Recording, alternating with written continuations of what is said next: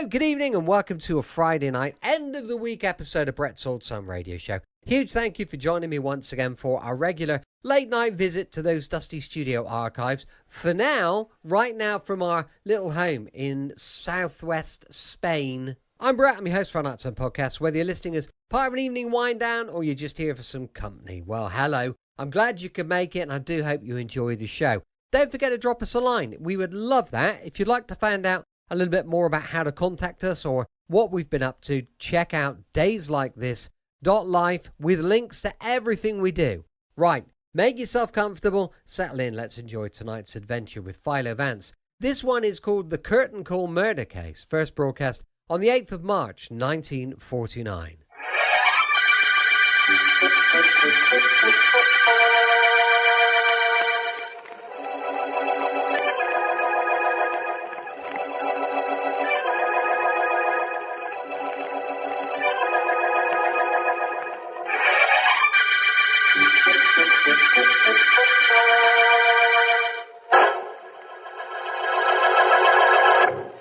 Come on, Al, come on. I don't have all day. I'm just brushing some lint from your dinner jacket, Mr. West. I won't be a moment. How much time do we have? The curtain goes up in half hour. Plenty of time, Mr. West. You don't make your entrance until 5 minutes after it's up. That doesn't mean I have to wait till the last minute to get dressed. Step on it, Al. I'm just about through now, Mr. West. There you are, sir. Didn't I get any mail from California today? No, Mr. West, not a thing. Fine agent I've got. Go east, he says to me. Get a part on Broadway. Then the movie companies will want you back. Did you hear from him? Neither did I. How's my makeup? Looks fine, sir. Though if you'll forgive my saying it, I think you could put just a bit more dye in your hair, though. There is the slightest bit of gray showing. There is? Where? Right about... Yes, I see it. I'll fix that right away. Richard. Well, that's quite a pretty picture you make in the doorway, my dear. Very dramatic. Now come in and shut the door. Tell him to get out of here, Richard. I want to talk to you. Go ahead, Al. You heard the lady. Yes, Mr. West, of course. I'll be in the wings. What do you want, Jean? You can see I'm busy making up. I go on in half an hour. You will go on in half an hour only if I change my mind about you, Richard. Well, what's this? Did anyone ever tell you that you're really a rat? Now, Jean, please, compose yourself. Sit down. I don't want to sit down. All right. What's that pretty blonde head of yours troubled about? You, that's what. What did you promise me, Richard? Come on, tell me what. You tell me. What did I promise you? A part in this play, a chance at pictures afterwards. You swore you'd get both of them for me. I should have known better than to believe you. You should have known better than to break into my dressing room, too. But you didn't.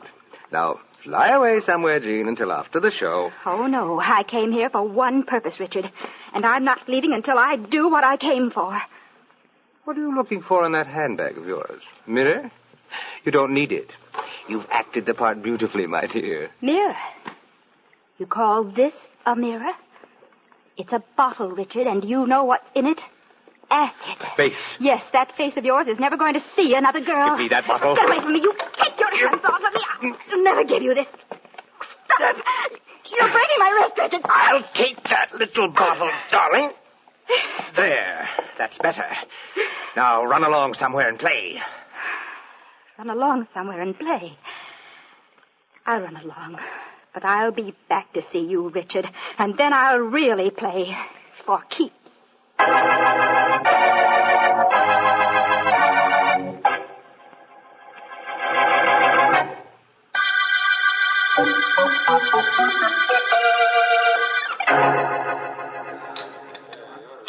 You ordered a soda, Jean.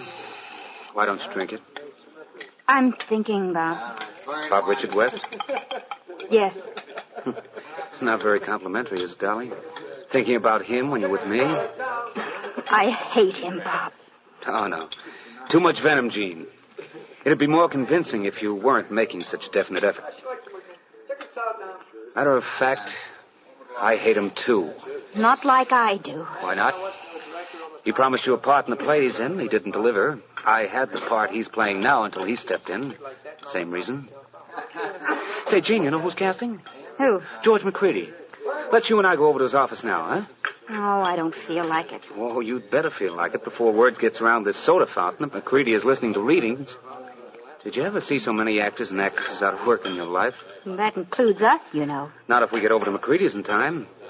You know how word flies around in this place. In 2 minutes, the whole mob of them would be flooding McCready's office if they knew. Oh, forget McCready for now, will you, Bob? All right, for you, I'll forget it for now. Bob, what would you say if I told you that Richard West hurt me more than I can tell even you? Bob, I hate that man so much I won't rest while he's alive. You claim you love me. You've said there isn't anything you wouldn't do for me. Well, honey, you know how fellas say things like that. You meant it, Bob. I know you meant it. Look what Richard West has done to you. He took that stage job because he knew you were first in line for it. Knew that a young actor could be a star in that part. It was a honey of a part. I could have played the heck out of it, too. Sure you could. You could have been great. The notices would have been all for you. It would have made you, Bob. And just because West knew I liked you, he took the role. He killed you professionally, Bob. Don't you realize that? He killed me professionally. Yeah, I guess he did. Maybe that gives me an idea of what I've got to do to him.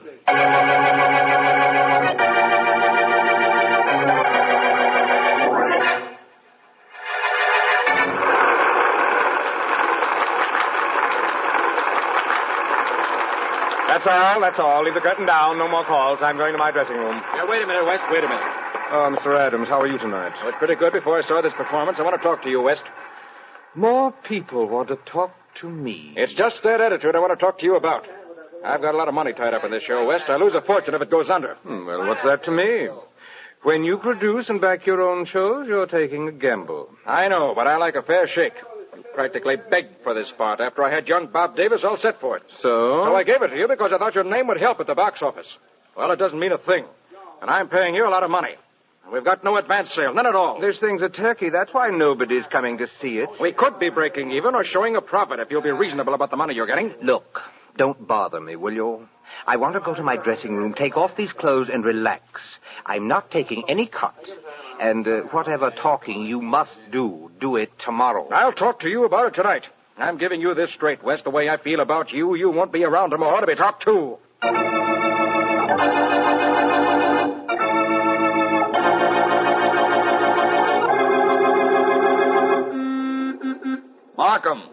Markham! Oh, there you are, Vance. I'll be right with you. Well, the great Philo Vance is now acting as my personal chauffeur. I'm getting up in the world. How much higher can a district attorney get? Get in, Markham. Thank you, Vance. I suppose you know why I phoned and asked you to pick me up. No, I don't know, but I suspect, and I'll be duly grateful if my suspicions are correct. You're right, as usual, Vance. It's a murder, and not an ordinary murder, or the police department could handle it very well, I'm sure. No question about that, Markham. Which way do you want me to drive? Straight ahead, Vance. I'll tell you all about this as we go along, and I'll let you know where to turn. Good enough, my friend. Suppose you start from the beginning, eh? Well, the beginning and the end of this case, as much as we know about it, that is, are very close together, Vance. Did you ever hear of an actor named Richard West? Former leading man in pictures, now on Broadway in a play? That's the man, Vance. Well, it seems he's dead. Actually or professionally? As I understand it, he'd been slipping professionally for some time, but I'm speaking of him as a person.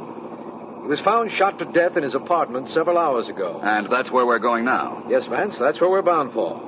We've done quite a bit of work on the case already, although we haven't any results to speak of. Well, let's talk about the results you can speak of, Markham. Well, it seems that West took the job in the play he was in, and a lad named Bob Davis didn't like that. Bob was set for the role before West came along. Hardly a murder motive, Markham. Oh, there's more to it than that. This Davis had a girlfriend, a beautiful blonde, from what Sergeant Heath tells me. Her name is Jean Carey.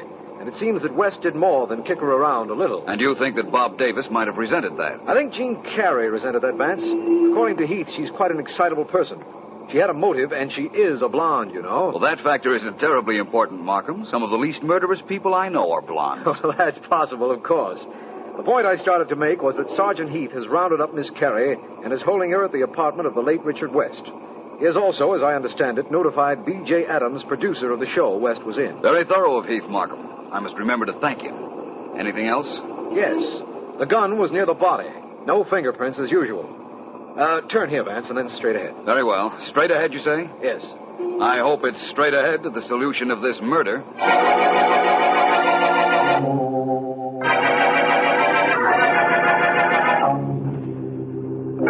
Don't think I'll let you come near me. Oh, no.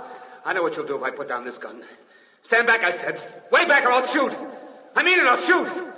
Don't try that old trick of looking over my shoulder as if there was somebody there. I know there isn't. Your number's up, Tony. Way up. What are you smiling for? Maybe there is somebody in back of me. I'd better look. No. No, don't shoot, don't! Okay, Davis, that's fine. Fair enough.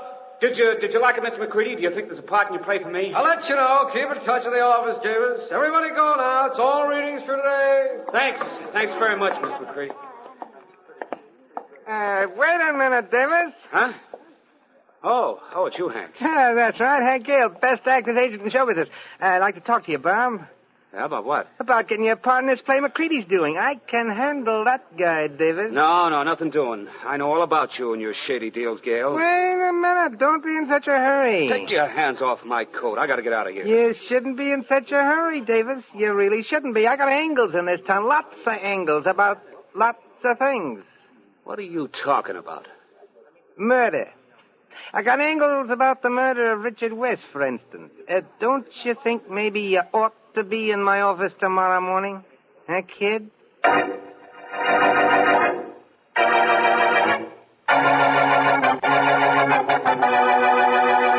Your name is Jean Carey, is that correct? That's right, Mr. Vance. And in answer to your next question, I wasn't up here at Mr. West's apartment at all today until Sergeant Heath brought me here a little while ago. You're anticipating my questions, Miss Carey. Perhaps you'd care to answer the next one. I haven't asked that either. Well, you're going to want to know how it is that there are 2 champagne glasses on this end table, and why it is that one of them has lipstick marks on it. You're doing fine, Miss Carey. Now, how about answering your own question? I don't know how it is. Mr. West had other girlfriends, I suppose. Oh, I don't smoke that brand of cigarettes, Mr. Vance. You mean this stub in the ashtray I'm looking at? That's right. It has lipstick on it, hasn't it? The same lipstick, I'd say, as there are indications of on the champagne glass. Well, it's not mine. So you say. This lipstick is sort of light, isn't it? Looks like it might be orange. Mr. Vance, how long are they going to hold me? That's entirely up to the district attorney and Sergeant Heath. Until the murderer of Richard West is caught, I imagine. Why? In a hurry to go somewhere? I'm in a hurry to go anywhere as long as it's away from here. You think this is fun? Hardly. Especially to the police, Miss Carey. The police don't like unsolved murder cases. In fact, the only person that likes a murder less than the police is the victim. Very funny. Well, what happens to me now? Am I to be held here or in prison until you find out either that I didn't kill West or who did? I think the police will release you, Miss Carey, as soon as I'm through with you. You know, of course, that Sergeant Heath is trying to locate your boyfriend, Bob Davis. That shouldn't be too tough. I can tell you where to find Bob. Oh, really? And you wouldn't mind turning him over to the police? Why should I mind? He didn't do anything. He and I were together at the time of the murder. If he knew the police wanted him, he'd be here with bells on. What would he have to lose? I don't know. Is it true that B.J. Adams, the producer, was going to star Bob Davis in a play before Richard West appeared on the scene? Yes. Bob's a good actor. He would have been great in the part. I wonder how good he was in playing the role of a murderer. Why, Bob wouldn't kill anybody, even for me or himself. He couldn't. He isn't the type. According to you, that is. But don't forget, Miss Carey, that according to Shakespeare, one man in his time plays many parts.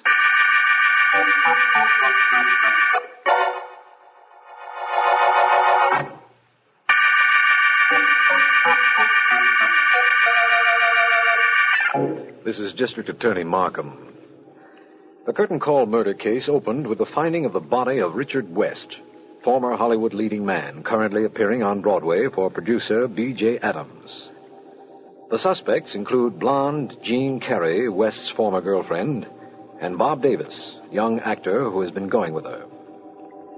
Philo Vance, after studying lipstick marks on a glass and cigarette in West's apartment, is quite certain that Miss Carey is not responsible for them, although he hasn't said why. He's told me he had some inquiries to make at the office of Hank Gale, the theatrical agent, and he should be there. You wanted some dope on Gene Carey, huh, Vance? Yes, please. Well, I can give you some personal dope on the gal. It's, You're very helpful, Mr. Gale, and I appreciate it. Oh, no trouble. Kind of like the idea of helping out Philo Vance. Maybe sometime you could help me, huh? Maybe, Mr. Gale. I understand Miss Gary's been in show business since she was a kid, eh? Yeah. I knew her mother pretty well. Good hoofer. One of the best. Her old man wasn't much of a guy. Good performer, but a bad boy. Did a one-man band act while her mother hopped the buck before Gene was born. And after? Well, as I remember it, the father stuck around for about 6 or 7 years and then blew. I don't know what happened to him. Gene's mother died right after that, and the kid must have had a pretty tough time before she was old enough to work on her own. I imagine she did. What kind of a fellow was this Richard West, Mr. Gale? Rat. You want details? I think I get the general idea. Well, this producer, Adams, really let him have it after the show the night West was killed. Anyhow, that's what I hear, and I get around. I hear a lot of things, Vance. Really? That Mr. Adams' quarrel with West sounds like something I should know more about. I think I ought to go over and see Mr. Adams and find out whether a Broadway producer can produce anything interesting in this case.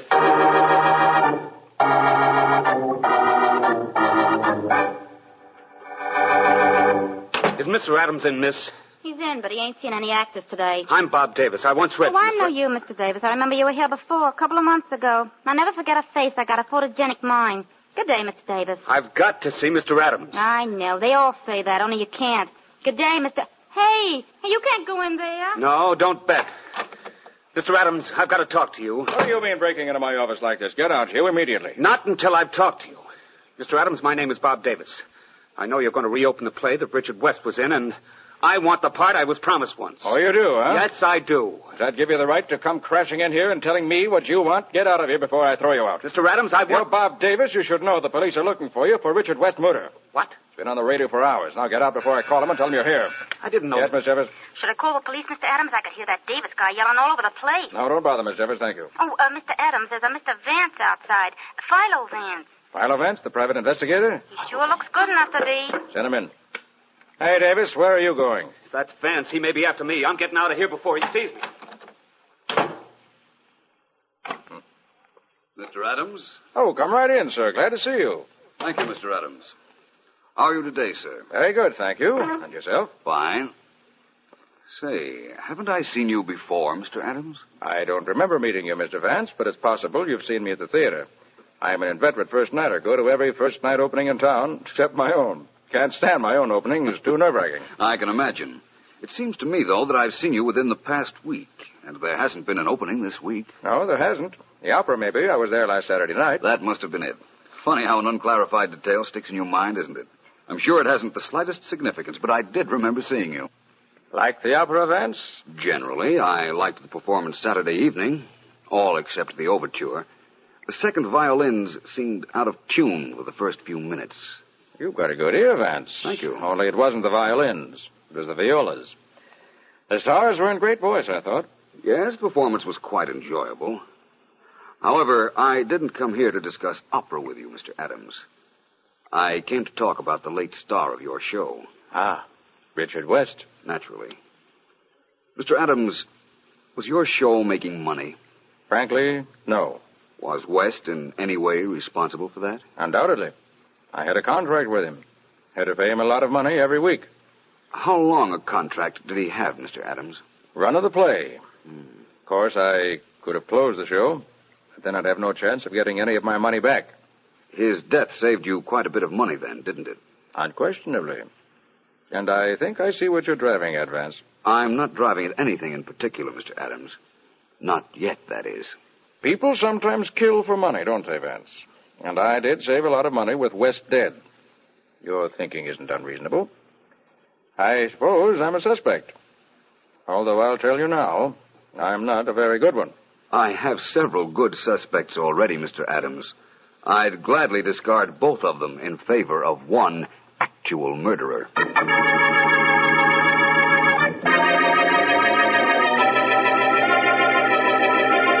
Miss Carey, you realize why you were brought to my office. No, I don't, Mr. Markham. All I know is that Vance said I could go. Yes, he did. And you're not being officially detained. You can leave any time you like. But there is one thing I want to know more about. What's that? According to the testimony of Richard West's valet, you broke into his dressing room the night he was killed, and you threatened him with a bottle of acid. Oh, that. Oh, that? You're dismissing it rather lightly, Miss Carey. Because it's only half right. I threatened him, but not with any acid. The bottle had nothing in it but water. Oh? What did you want with West? I wanted him to make good on his promises to me. That's what I wanted. I thought I could force him into getting me a chance in Hollywood. You might have tried to do the same thing later that evening in his apartment, only this time you had a gun. I wasn't near his apartment. I told you that. I told Vance that. Excuse me, please. Markham speaking. Hello, Markham. Vance. Oh, hello, Vance. What's up? My spirits, for one thing, Markham. Will you do me a favor? Of course. What is it? I want you to reach Bob Davis and B.J. Adams and have them at my office in an hour. Can you do it? Of course I can do it, Vance. Good. You can bring Jean Carey with you if you like. She's there with you now, isn't she? Why, yes, but how did you know? I came to call for her to tell her some news that she wasn't going to like very much. And I found that a man from your office had been at her apartment. You have some news that she isn't going to like very well, Vance? Definitely, Markham. I'm going to prove her connection with the murder of Richard West.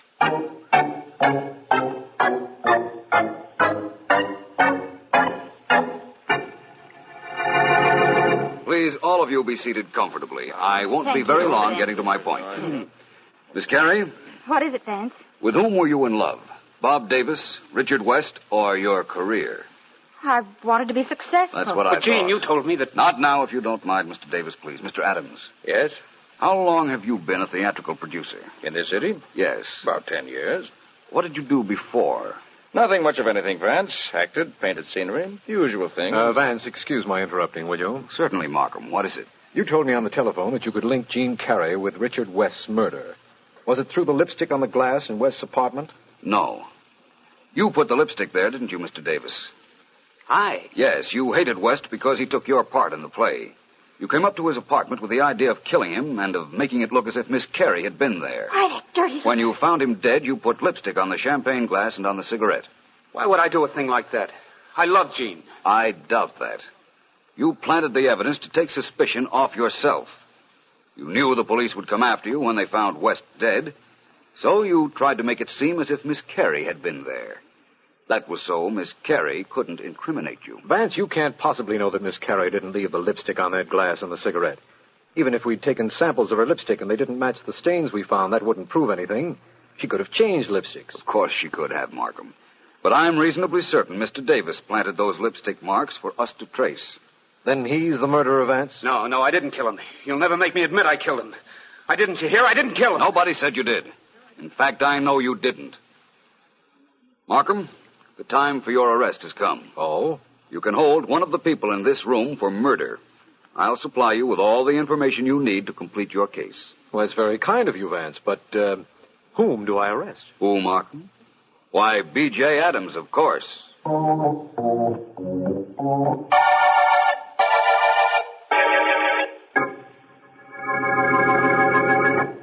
I, B.J. Adams, of my own free will and volition, do hereby make this statement to District Attorney Markham and Philo Vance. I killed Richard West. Take these questions and answers down, Johnson, please. Mr. Adams, why did you kill West? As long as he was alive to appear in my show, it cost me thousands of dollars every week. Mr. Adams, what was the real reason? What was that, Mr. Vance? What was the real reason you killed West? I killed him because of what he did to my daughter, Jean. What? Jean Carey is your daughter? I knew that when I found that Jean's father had left her when she was just a child and had been a professional musician at the time. In my first interview with Mr. Adams, he revealed a detailed knowledge of music. Well, it was too close a tie for me to ignore. So that's what put you on my trail, Vance? Partly. That and your arrival in this city soon after you had left Jean and her mother. The whole thing was too coincidental. You had to be her father. I was. Maybe I didn't do the right thing by Jean when she was a kid, but I wasn't going to stand by and see her kicked around by a heel like West. She didn't know I was her father, you see. But I knew who she was. So I came up to West's apartment the night of his death and shot him. Tell me, Mr. Adams, were there 2 champagne glasses on an end table in the apartment? No. No? No, Markham, there weren't. Bob Davis set those up very nicely when he came to West's apartment shortly after the murder. He ran down to the drugstore, bought a lipstick, and smeared one of the glasses into a cigarette stub. I've been meaning to ask this for a long time, Vance. How did you know that Miss Carey didn't make those marks? Oh, Markham, it was an orange lipstick. And Miss Carey is a blonde. Oh. No blonde ever wears orange lipstick. It's not vivid enough. Mm-hmm. Deep red, purple on occasion, but never orange. Terribly unbecoming, Markham. And I guess I'm terribly unobserving, Vance. I'm awfully glad you're around. I'm glad I'm around, too, when there are murder cases to be solved. Incidentally, Bob Davis was equally unobserving when he purchased the lipstick. He just asked for a lipstick and took the first one the clerk handed him, never bothering to look at the color. I'm glad he didn't. We really would have been confused if he had. No telling how long it would have taken us to get somewhere on the West murder. You're probably right, Markham. But we know where we are now, don't we? We're at the end of the curtain call murder case.